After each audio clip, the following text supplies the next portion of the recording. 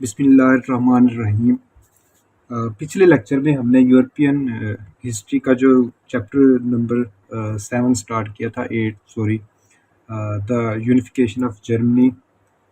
उसका हमने एक कंप्लीट इंट्रोडक्शन दिया था कि किस तरह under the Bismarck diplomacy, strategic policies and war policies, उनकी वजह से जर्मनी कैसे यूनिफाई होता है। तो अब हम इस चैप्टर को मुख्तलिफ हिस्सों को इसके डिटेल के साथ देखेंगे कि जर्मनी जो था वो कैसा था, उसकी यूनिफिकेशन में क्या हर्डल्स थी और कौन कौन सी चीज़ उन्हें सपोर्ट किया कि जो जर्मन स्टेट्स हैं वो यूनिफाइड होती हैं। और फिर हम देखेंगे कि इसमें बिस्मार्क का क्या रोल था। फिर हम देखेंगे कि बिस्मार्क की वजह से जो डिप्लोमेटिक्स इवेंट्स आए वो क्या हैं। फिर हम एक दो वार, जैसे हमारे पास ऑस्ट्रो प्रूशियन वार और हमारे पास दूसरी वार है द प्रोशिया की और फ्रेंच वार, फ्रेंच प्रोशियन वार जो थी उसका हम तस्करा करेंगे, जो लास्ट इवेंट है इस यूनिफिकेशन का। फिर हम एक कंपैरिजन देखेंगे इटली और जर्मनी का, क्योंकि ये मोस्टली पेपर्स में आ रहा है। यूनिफिकेशन ऑफ इटली और जर्मनी का आपस में सिमिलैरिटीज़, डिससिमिलैरिटीज़, या उनका आपस में कंपैरिजन कि कौन कौन सी चीज़ें उसमें कॉमन थी।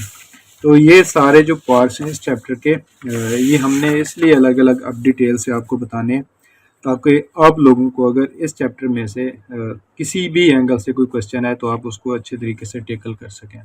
तो लेट्स स्टार्ट। अब इसका जो पार्ट नंबर 1 है वो हम देखते हैं। Unification of Italy and Germany, ये चैप्टर का नाम था जिसका हमने पहला किया यूनिफिकेशन ऑफ इटली।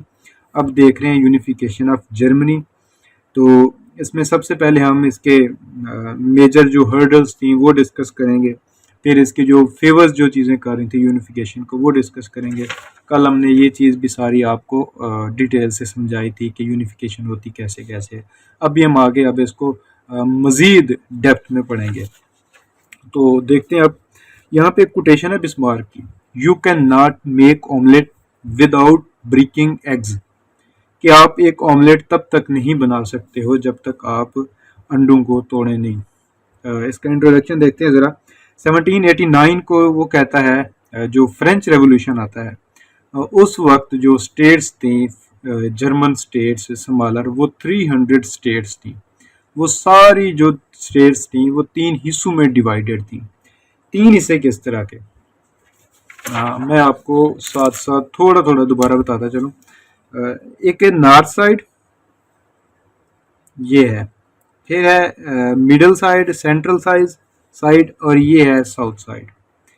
जो नॉर्दर्न साइड है उसके इलाके में आपको दिखाता हूँ कौन कौन से। नॉर्दर्न साइड में इसके हैं प्रूशिया है, सेक्सोनी है, हैनोवर है एंड फ्रैंकफर्ट है। ये जो नॉर्थ साइड वाले स्टेट्स हैं ये वो वाले इलाके हैं। सेक्सोनी है, हैनोवर है, फ्रैंकफर्ट, ये वाले इलाके। अच्छा, वो जो मिडल है, सेंट्रल पार्ट्स हैं, उसको ज़रा देखते हैं ये कौन कौन से हैं। राइनलैंड्स मेन, ये जो राइनलैंड्स हैं, मैं आपको कल भी पिछले जो लेक्चर हुआ, प्रीवियस लेक्चर, उसमें भी बता रहा था कि राइनलैंड कौन सी है। ये बड़ी ज़रखेज़ लैंड्स हैं और इसके अलावा इनमें मादनियात वगैरह ज़्यादा हैं। ये सेंट्रल जर्मन स्टेट्स भी इनको कहते हैं, सेंट्रल पार्ट भी कहते हैं ऑफ जर्मनी या जर्मन एरियाज़। अच्छा, फिर सदर्न पार्ट की हम डिस्कशन करते हैं कि सदर्न पार्ट क्या था। उसमें वुर्टमबर्ग है, बवेरिया है, वेडन है और हेजन एंड कैसल है। तो ये वाले इलाके हैं साउथ साइड पे। तो ये है साउथ साइड जो कि टच करती है ऑस्ट्रिया को। ठीक है, अब आगे देखते हैं। वो कहता है कि जो नेशनलिस्टिक फीलिंग्स थी जर्मनी के अंदर, वो मर्ज हो रही थी, वो फैल रही थी, राइज कर रही थी। अच्छा, तो सीन ये भी होता है कि नेपोलियन ने इन्हीं स्टेट को अपनी एडमिनिस्ट्रेशन की वजह से 300 स्टेट को ही converted 300 state into 39 states for their administration purpose, कि उनको आसानी हो एडमिनिस्ट्रेशन में, इसलिए उन्होंने इन स्टेट्स को 39 में चेंज किया। अब आगे देखते हैं कि इंटेलेक्चुअल मूवमेंट्स भी स्टार्ट होती हैं इन स्मॉलर स्टेट्स के अंदर। इन जो 39 अब स्टेट्स हैं उनमें कि इनको अब यूनिफाई होना चाहिए, क्योंकि हमारा एक कल्चर है, एक रिलीजन है, अच्छा एक ही तरह की हमारी तहजीब है, लैंग्वेज एक है, तो इन्वायरमेंट एक है, तो लैंग्वेज एक है, कौम एक है, तो हमें इकट्ठा हो जाना चाहिए। तो ये थी नेशनलिस्टिक मूवमेंट्स, इनको ज़्यादातर मूव ऑन कर रहे थे इंटेलेक्चुअल पीपल। अच्छा, finally unification of Germany was made possible under Bismarck. वो कहता है कि बहुत सारे मूवमेंट्स आई, लेकिन बिस्मार्क की वजह से यूनिफिकेशन ऑफ जर्मनी जो है वो रियलाइज होती है। अब हम देखते हैं इसमें major hurdles. What was the major hurdles in the way of unification of Germany? सबसे पहले हम देखते हैं रिलीजियस डिफरेंसेस। यहाँ पे ये देखिएगा रिलीजियस डिफरेंसेस क्या है। मैं आपको बताता चलूँ, क्रिश्चियन के दो सेक्ट होते हैं, जिस तरह हमारे शिया सुन्नी वाबीज़म ये सारा कुछ, इसी तरह क्रिश्चियनिटी के दो हैं। एक को बोलते हैं प्रोटेस्टेंट और एक को बोलते हैं कैथोलिक। अच्छा, वो कहता है ये जो फर्ज करो यहाँ से हम जर्मन स्टेट को डिवाइड करते हैं, तो इसका जो अपर साइड है ये सारे प्रोटेस्टेंट थे, इनका जो माइंडसेट है काफ़ी लिबरल होता है, और जो नीचे वाले हैं ये कैथोलिक हैं। अच्छा, ये इनका जो रिलीजन है ये बड़ा लाइट किस्म का थोड़ा होता है, और जो नीचे वाले हैं ये थोड़े कंजर्वेटिव होते हैं। तो वो कहता है कि एक हर्डल ये थी कि इनमें जो डिवीजन थी इन रिलीजन, एक पार्ट जो था वो प्रोटेस्टेंट है और एक पार्ट जो है वो कैथोलिक है। तो that was also a reason, also a hurdle in the way of unification of Germany. तो मैं आपको दोबारा रिवाइज करवाता हूँ कि सेंट्रल पार्ट से जो अपर साइड है, नॉर्थ साइड है, वहाँ पे जो लोग थे वो प्रोटेस्टेंट थे और लिबरल टाइप के थे, मॉडर्न टाइप थे, और जो उससे साउथ वाली साइड पे थे those people were Catholic and have conservative ideas and conservative religion. अच्छा, ये ज़्यादा लोग डेवलप्ड भी नहीं थे। ये जो नॉर्थर्न साइड है ये डेवलप्ड स्टेट्स थी, डेवलप्ड पीपल थे, वेल सिविलाइज्ड थे। तो यहाँ पे हमारा हो गया। यहाँ पे एक और चीज़ भी है, ये जो प्रोटेस्टेंट हैं ये प्रूशिया को सपोर्ट करते हैं, ये प्रोटेस्टेंट प्रूशिया को सपोर्ट कर रहे हैं, नीचे वाले जो कैथोलिक हैं वो ऑस्ट्रिया को सपोर्ट कर रहे हैं। इट मीन्स कि जो डिवीजन है वो एक रियलाइज हो गई कि ऊपर वाली साइड एक स्टेट को सपोर्ट कर रही हैं, दूसरी वाली जो जर्मन स्टेट्स हैं वो ऑस्ट्रिया को सपोर्ट कर रही हैं। मतलब इनके आइडियाज़ भी आपस में नहीं मिलते और वो डिवाइडेड भी हैं। आइडियोलॉजिकल डिफरेंस, आइडियोलॉजी का क्या डिफरेंस है वहाँ पे, लेट्स सी, इसको देखते हैं हम।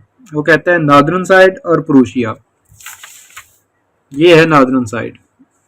नॉर्दर्न साइड कहती है प्रूशिया के साथ हमें मिल जाना चाहिए और एक स्मॉलर टाइप की यूनिफिकेशन चाहिए हमें, मतलब 10 स्टेट्स मिल जाएं और एक प्रूशिया हो, 11 स्टेट्स का फर्ज कर रहा हूँ, मतलब लिमिटेड उन्होंने की हुई थी तादाद कि जो उनके आइडियाज़ को क्लिक करते हैं सिर्फ उन्हीं को यूनिफाई होना चाहिए। वो साउथ साइड वाले स्टेट्स को यूनिफाई भी नहीं होना चाह रहे थे, उनको यूनिफाई नहीं करना चाह रहे थे। एक ये आइडियोलॉजी थी वहाँ पे। अच्छा, एक था ग्रेटर जर्मनी अंडर ऑस्ट्रिया, ये रेडिकल थे, ठीक है ना। जो लिबरल्स थे who dominated parliament opposed unification, moderate wanted Republic kind of unified Germany with an elected president. Okay, यहाँ पे सीन ये है, ये जो थे प्रोटेस्टेंट, ये जो थे नॉर्दर्न साइड वाले, ये चाहते थे कि प्रूशिया के साथ हम मिलके एक ऑस्ट्रिया, एक यूनिफिकेशन ऑफ जर्मनी करें, जर्मनी को यूनिफाई करें, यूनाइटेड करें। लेकिन बस ये कि जो प्रोटेस्टेंट आइडियाज़ के लोग हैं, जो लिबरल आइडियाज़ के लोग हैं, जो डेवलप्ड हैं, इकोनॉमिकली स्ट्रांग है, उन्हीं को मिल जाना चाहिए बस। अच्छा, जो उन्होंने एक एग्रीमेंट किया हुआ था, उन्होंने मूवमेंट बनाई हुई थी, इकोनॉमिक ट्रेड मूवमेंट थी, ज़ोल्वेरीन, तो वो उसी के स्टेट्स के अंदर जो स्टेट्स आती थी उसी मूवमेंट के अंदर, उसी एग्रीमेंट के अंदर, तो वो उनको सिर्फ यूनिफिकेशन चाह रहे थे, बाकी के नहीं चाह रहे। एक थे कि ग्रेटर ऑस्ट्रिया की बात हो रही थी कि ये सारी जर्मन स्टेट्स जो हैं under the umbrella of Austria they should be united. तो कुछ लोग ये थे, अब देखें डिवीजन तो होगी। और कुछ लोग चाहते थे, लिबरल जो थे वो कहते डेमोक्रेसी है, एक इलेक्टेड प्रेसिडेंट हो, तो वो लिबरल आइडियाज थे। कौन से आइडियाज? जो जॉन लॉक के थे, रोसो के थे। तो इस तरह के जो थे डेमोक्रेटिक आइडियाज़ कि रिपब्लिक टाइप ऑफ गवर्नमेंट हो, डेमोक्रेटिक गवर्नमेंट हो, ठीक है ना, government of the people for the people, of the people for the people by the people, तो इस तरह की गवर्नमेंट हो। लेकिन अब जो भी था आइडियाज़, लेकिन उनमें एक डिसयूनिटी थी। एक चाहते थे कि प्रूशिया के अम्ब्रेला के अंदर लिमिटेड स्टेट्स आए, एक चाहता था कि नहीं, ग्रेटर यूनिफिकेशन ऑफ जर्मनी हो, ग्रेटर जर्मनी हो, लेकिन under the umbrella of Austria हो। कुछ चाहते थे कि नहीं, जो भी किंग हो he should be the elected by the people for the people. अच्छा, लेकिन ये डिवीजन थी, आइडियोलॉजिकल डिफरेंस भी हमने देख लिया। आगे देखते हैं opposition from liberals and conservatives.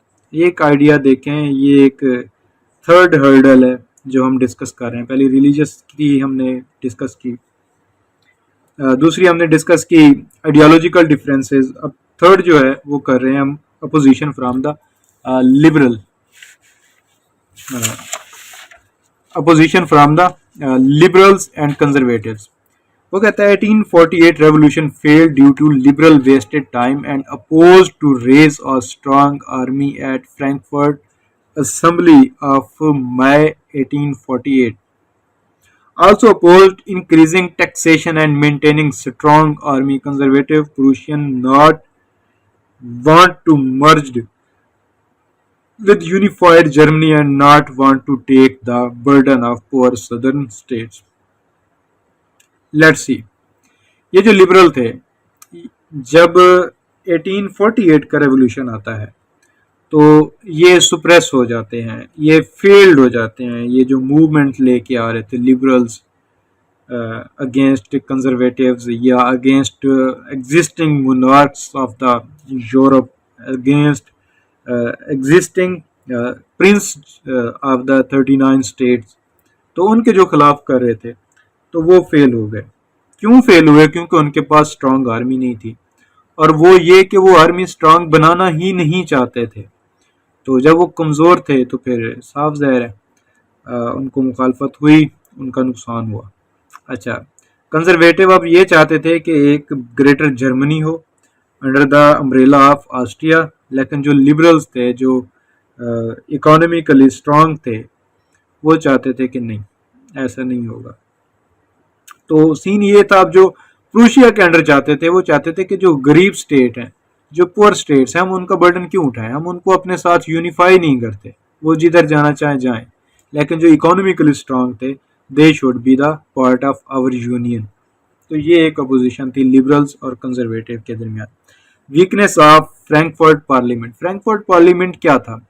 Frankfurt parliament एक पार्लियामेंट था 39 स्टेट का, जिसको डाइट भी बोलते हैं। तो उसकी जो किंगशिप थी वो मिटरनिक के पास थी। तो उसके जो मेंबर्स थे, they were the prince of 39 states, not the elected members by elected by the peoples. वो लोग नहीं थे, बल्कि ये लोग प्रिंस थे। ये हेरिडिटेरी जो किंग थे, ये वो लोग थे।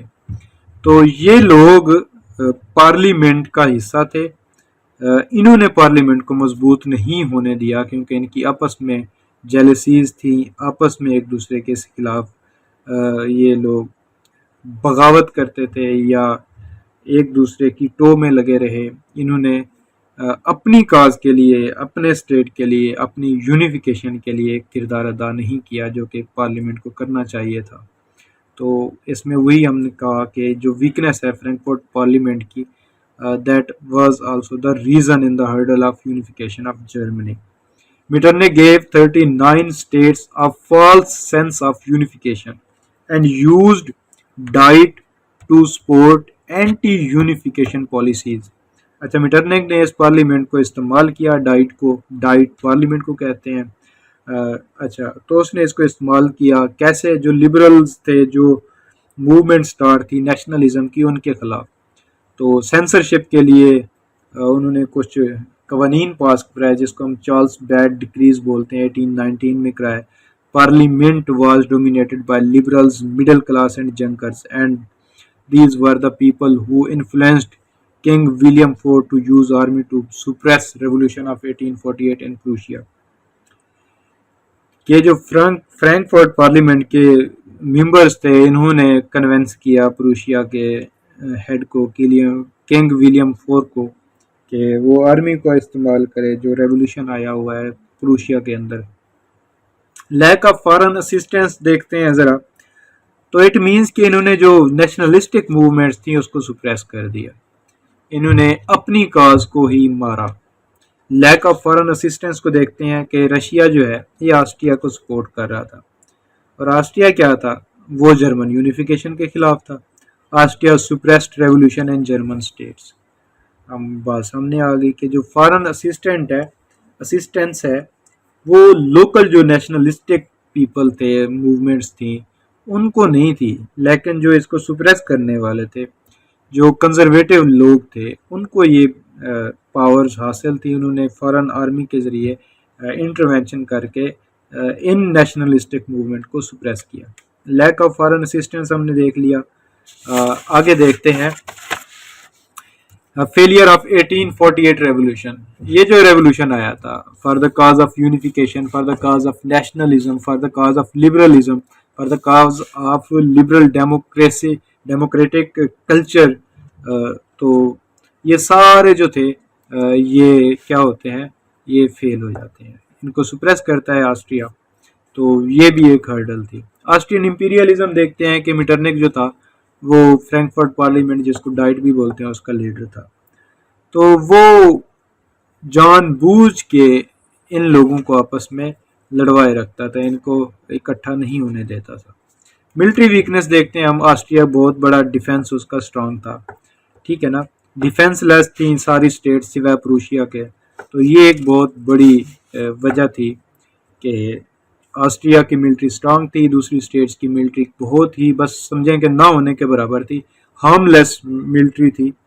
तो वो किस तरह एक नेशनलिस्टिक मूवमेंट को चला सकते थे। अनरिलायबल लीडरशिप, हम देखते हैं कि कैजर विलियम से पहले जो किंग था वो प्रो ऑस्ट्रियन था, ठीक है ना, तो उन्होंने अपनी नेशनलिस्टिक काज जो थी उसको उठाया ही नहीं, उसको सपोर्ट ही नहीं किया। जैसे ही कैजर विलियम आता है, बिस्मार्क आते हैं, तो वो उस काज को उठा लेते हैं और उन्होंने नेशनलिस्टिक मूवमेंट्स को हवा दी, और ये जो एजेंडा था यूनिफिकेशन ऑफ जर्मनी उसको उन्होंने रियलाइज कर लिया, उन्होंने रियल बना दिया। अच्छा, इकोनॉमिक बैकवर्डनेस देखते हैं तो पूरी स्टेट, जितनी भी जर्मन स्टेट हैं, सब कमज़ोर थी सिवाय प्रूशिया के। प्रूशिया ने फिर एग्रीमेंट जो किए, इकोनॉमिक एग्रीमेंट जिसको हम ज़ोल्वरीन कहते हैं, इकोनॉमिक मूवमेंट जो थी, उसकी वजह से फिर नार्दर्न साइड काफ़ी हद तक इकोनॉमिकली स्ट्रांग हुई। जैसे वो स्ट्रांग होते हैं तो वो अपने आप को यूनिफाई कर भी लेते हैं। तो ये एक बहुत बड़ी कमज़ोरी थी, बैकवर्डनेस थी। अच्छा, inadequate politicization and poor mobilization, हम ये यूनिफिकेशन की बात करते हैं कि जो कॉन्फेडरेशन है उनके जो पॉलिटिकल पीपल थे वहाँ उनके अंदर पॉलिटिकल विल ही नहीं थी। ये तो हम पहले भी डिस्कस कर रहे हैं कि जब विल ही ना हो तो किस तरह वो नेशनलिस्टिक मूवमेंट्स के ज़रिए अपनी स्टेट को यूनिफाई कर सकते हैं। दूसरा ये कि जो रेवोल्यूशन आया तो उस वक्त उन लोगों ने मोबिलाइजेशन नहीं दिखाई। Only some student and professors from the different universities of German states they participate in the revolution. अच्छा, आगे देखते हैं मीटरनिक सिस्टम को। ये भी एक बहुत बड़ी हर्डल थी मीटरनिक सिस्टम की, कि मीटरनिक सिस्टम इस तरह का सिस्टम था, बड़ा कॉम्प्लेक्स किस्म का, कि ये हर किस्म की नेशनलिस्टिक, लिबरल, रिपब्लिक, डेमोक्रेटिक, हर तरह की इस तरह की जितनी भी मूवमेंट्स थी सबको उन्होंने सुप्रेस किया। अच्छा, तो ये एक बहुत बड़ी हर्डल थी मीटरनिक सिस्टम की। अच्छा, इंपीरियलिज्म एंड फॉरेन इंटरफेरेंस, यहाँ पे हम देखते हैं कि जहाँ जहाँ पे भी रेवोल्यूशन आया जर्मन स्टेट्स के अंदर, तो मुख्तलिफ फॉरेन स्टेट्स ने आके उनको सुप्रेस किया। हॉलैंड की बात करते हैं, ओल्स्टीन की, चिल्सविक की, हैनोवर की, रशियन इन्फ्लुएंस की बात करते हैं, इंग्लैंड की बात करते हैं, तो ऑस्ट्रिया की बात करते हैं। तो इन सब का एक इंपीरियलिज्म टाइप वहाँ पे था, उनका एक इन्फ्लुएंस था वहाँ पे। वियना सेटलमेंट देखते हैं तो ऑस्ट्रिया को जर्मन कॉन्फेडरेशन का किंग बना दिया जाता है मीटरनिक को। तो वियना सेटलमेंट भी एक तरह की एक हर्डल थी in the way of unification. Social conflict थे, टेंशंस थी, इंडस्ट्रियलाइजेशन जो थी वो नॉर्दर्न स्टेट में थी, साउथ स्टेट में नहीं थी। एक क्लैश था। अच्छा, बिजनेस क्लास जो थी, conflict between workers and business class, ये भी इंटरनल जो सोसाइटीज़ हैं, वर्कर्स और ओनर्स, उनके दरमियान भी कुछ क्लैशेस थे। अच्छा, जिसकी वजह से उन लोगों ने किसको सपोर्ट किया, ऑस्ट्रिया को सपोर्ट किया। अब बहुत सारे टॉपिक्स, बहुत सारी चीज़ें वो भी होंगी जिन चीज़ों ने फेवर किया यूनिफिकेशन ऑफ जर्मनी को। यहाँ पे हमने देखा social conflict, Vienna settlement, imperialism, foreign interference, Metternich system, inadequate politicization, poor mobilization, economic backwardness, unreliable leadership, military weaknesses, Austrian imperialism, failure of 1848 revolution, lack of foreign assistance, weakness of Frankfurt Parliament, opposition from liberals and conservatives, ideological differences, and religious differences. These are the major hurdles in the way of unification of Germany. Now we will discuss the factors favoring the unification of Germany. कौन कौन से वो factors थे जिन्होंने German unification में मदद फराहम की, आसानी पैदा की। यहाँ पे हम देखते हैं कि डाउनफॉल ऑफ मीटरनिक, जैसे 1848 का रेवोल्यूशन होता है, मीटरनिक इरा अपने इख्तिताम को पहुंचता है। तो जैसे ही मीटरनिक का जवाल शुरू होता है, उसी वक्त से नेशनलिस्टिक मूवमेंट्स स्ट्रांग से स्ट्रांग होती चली जाती हैं in all over the Europe. अच्छा, प्रूशियन इकोनॉमिक पावर, प्रूशिया जो है वो एक इकोनॉमिक तौर पर उभरता है यूरोप के अंदर। तो जैसे ही प्रूशियन इकोनॉमी जो 1860 की बात करते हैं, वहाँ पे रोड्स थे, रेलवेज थी, एग्रीकल्चरल वे से वो बड़े स्ट्रांग हो गए, इंडस्ट्रियल डेवलपमेंट वहाँ पे बहुत ज़्यादा होगी। तो जो समालर जो स्टेट्स थी, वो ऑस्ट्रिया से उन्होंने टर्न किया टूवर्ड्स प्रूशिया, क्योंकि वहाँ से अब उनको इकोनॉमी, पैसा, तिजारत होनी थी, तो उनके ताल्लुकात उधर बेहतर हो गए। तो प्रूशिया जो है उसके पास एडवांस टेक्नोलॉजी भी थी, मॉडर्नाइज्ड वेपन्स भी थे, ठीक है ना। यहाँ पे हम देखते हैं कि उसकी इतनी स्ट्रांग इकोनॉमी थी कि 1864 में उन्होंने डेनमार्क को हराया, उसके बाद उन्होंने 1866 में ऑस्ट्रिया को हराया, और फिर हम देखते हैं कि 1870s में 70 एंड 71 में उन्होंने फ्रांस को शिकस्त दी। तो जो प्रूशिया है उसकी जो इकोनॉमिक पावर है वो राइज कर जाती है। अच्छा, प्रूशियन मिलिट्री हम देखते हैं कि प्रूशियन जो मिलिट्री है वो पहले 5 लाख थी, फिर बिस्मार्क के आने के बाद उसको 7,50,000 तक बढ़ा दिया गया। तो जैसे ही वो मिलिट्री थी, वो पावर जो थी वो बढ़ गई प्रूशिया की। ये भी एक एज था, ये भी एक फेवर थी, ये भी एक फैक्टर था जो फेवर कर रहा था यूनिफिकेशन ऑफ जर्मनी को। कैजर विलियम की बात करते हैं, जो पहला किंग था वो प्रो ऑस्ट्रियन था। जैसे ही वो हटता है तो उसके बाद कैजर विलियम फर्स्ट आता है। तो वो एक नेशनलिस्टिक बंदा था, नेशनलिस्ट किंग था, ठीक है ना। वो ऑस्ट्रिया के खिलाफ था। वो तो वन बिस्मार्क को लेके आया, ठीक है ना। उसने फिर यूनिफिकेशन की तरफ अपनी पॉलिसीज को डाइवर्ट किया। तो इट मीन्स कि उसका भी एक रोल था, ये भी एक फेवर थी। बिस्मार्क की बात करते हैं तो बिस्मार्क ने तो जैसे हम कहते हैं कि अनहोनी को होनी कर दिया। तो बिस्मार्क तो वो हस्ती थे, उन्होंने ही जो यूनिफिकेशन ऑफ जर्मनी है उसको रियलाइज करके दिखाया, रियल करके दिखाया, ठीक है ना। वो जो ख्वाब था वो सारा रियल हो गया। अच्छा, स्ट्रेटेजिक इम्बैलेंस की बात करें तो मिलिट्री वीकनेस थी, स्ट्रेटेजिक मिस्टेक्स थी एनिमीज की तरफ से। डेनमार्क ने जो ट्रीटी ऑफ लंदन को वायलेट किया, चिल्सवेग को उन्होंने अनेक्स किया, होल्स्टीन को अनेक्स किया। अच्छा, फिर इस वजह से उसको आइसोलेशन का सामना करना पड़ा। मतलब मुखालफिन की जो स्ट्रेटेजिक नाकाम स्ट्रेटेजिक पॉलिसीज थी, तो उनको उनका फ़ायदा उठाया किसने? बिस्मार्क ने। तो ये भी एक एज था। अब सेंस ऑफ कांग्रेस सिस्टम हम देखते हैं 1830 के बाद कोलैप्स कर जाता है। अच्छा, ये भी एक रीज़न थी, एक फेवरिंग पॉइंट था इन the unification of Germany. Congress of Vienna की बात करते हैं, वो कहता है ब्लेसिंग इन डिस्गाइज। अगर कांग्रेस ऑफ वियना ये ज्यादती ना करती जर्मन स्टेट्स के साथ, तो उनके अंदर नेशनलिस्टिक मूवमेंट्स ही ना आती, नेशनलिस्टिक सेंस ना आता। नेशनलिस्टिक जो उनके पास एक्साइटमेंट थी वो ना आती। तो इट मीन्स कि कांग्रेस ऑफ वियना भी जो है वो अ ब्लेसिंग इन डिस्गाइज साबित होती है। अच्छा, फिर हम देखते हैं इम्पैक्ट ऑफ ज़ुल्फरीन मूवमेंट। ये एक इकोनॉमिक मूवमेंट थी, एफटीए जिसको हम बोलते हैं, फ्री ट्रेड एग्रीमेंट इनके आपस में साइन होते हैं नॉर्दर्न स्टेट्स, जर्मन स्टेट्स के।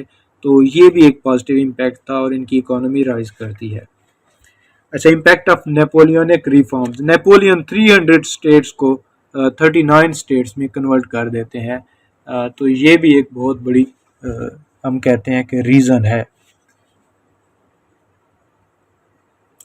ये भी एक बहुत बड़ी रीज़न है इन द यूनिफिकेशन ऑफ जर्मनी। एक फेवर है, कहाँ 300 स्टेट्स को मर्ज करना था, कहाँ उन्होंने उन 300 को 39 में तब्दील कर दिया। Influence of great power rivalries. Austria जो है supported in 1842 war, Italian unification contributed its role. In 1866, Bismarck secured neutrality of great powers. Great powers की बात करें तो हम देखते हैं कि फ्रांस न्यूट्रल होता है बिस्मार्क जब पॉलिसी अपनी इम्प्लीमेंट करता है। जो केवर है, पाइडीमोंट का जो किंग है, वो सपोर्ट करता है जर्मन, जो प्रूशिया है उसको इन वॉर्स। अच्छा, दूसरा ये कि जो रशिया है वो न्यूट्रल रहता है, उल्टा वो इखलाकी जो मॉरली सपोर्ट होती है वो भी प्रूशिया को देता है। तो ये वाला जो सीन है कि जो ग्रेट पावर्स हैं उनकी आपस में क्लैशेस थे, जिसका फ़ायदा उठाया बिस्मार्क ने। ये भी एक किस्म की फेवर थी in the unification of Germany. Influence of German scholars. Hegel है हमारे पास, ये जो फिलासफर थे, इन्होंने जो रेजिस्टेंस का स्पिरिट है उसको बड़ा राइज करवाया। Influence of 1848 revolution. हम देखते हैं कि 1848 का जो रेवोल्यूशन है उसने एक्सपोज कर दिया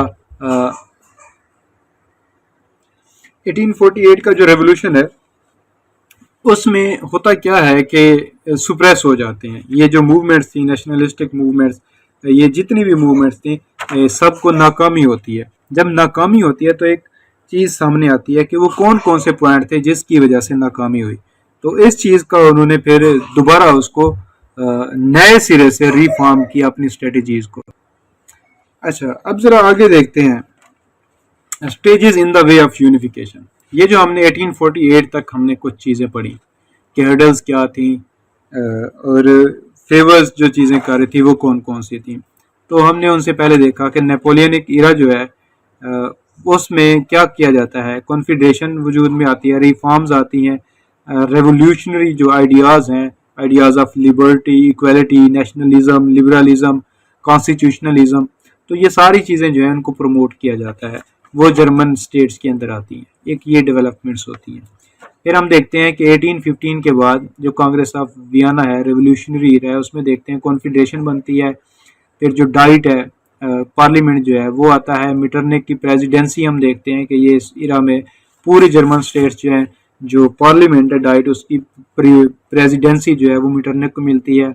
अच्छा, हिज ओप्रेसिव रूल हम देखते हैं पूरे इस इरा में। इमरजेंस ऑफ रेवोल्यूशनरी मूवमेंट्स हम देखते हैं, 1830 की मूवमेंट, 1848 की मूवमेंट। इंटेलेक्चुअल मूवमेंट हम देखते हैं कि यूनिवर्सिटी के प्रोफेसर और स्टूडेंट मूवमेंट्स लेके आते हैं जो कि ऑस्ट्रिया ने सुप्रेस्ड कर ली थी चार्ल्स बैड डिक्रीज दे के। उसके बाद 1830 की अपराइजिंग देखते हैं, 1848 का रेवोल्यूशन देखते हैं जिसको ब्रूटैलिटी के साथ उन्होंने सुप्रेस किया। फिर इन सब चीज़ों ने जर्मन पीपल को एक लेसन दिया जिसको हम कहते हैं nationalism, and they adopt better strategies after 1815। उन्होंने इन चीज़ों से सबक हासिल करके, इन फेलियर्स से सबक हासिल करके फिर जो नई स्ट्रेटजीज बनाई तो वो कैसे सक्सेसफुल साबित होती हैं टूवर्ड्स यूनिफिकेशन। तो यहाँ तक था हमारा पार्ट 1। इसमें हमने पढ़ा कि किस तरह कौन कौन से फैक्टर्स थे जो कि एज अ हर्डल साबित हुए इन द यूनिफिकेशन वे में, और दूसरा कि कौन कौन से फैक्टर्स थे जो कि एक मुस्बत साबित होते हैं, जो कि फेवर करते हैं यूनिफिकेशन ऑफ जर्मन स्टेट्स को। तो ये था हमारा टॉपिक इस पार्ट का, पार्ट 1 का। अब जो हमारा अगला टॉपिक होगा वो बिस्मार्क के रिलेटेड होगा कि किस तरह बिस्मार्क का रोल था उसने क्या क्या किरदार अदा किया, ठीक है ना, उसकी क्या क्या स्ट्रेटजीज थी।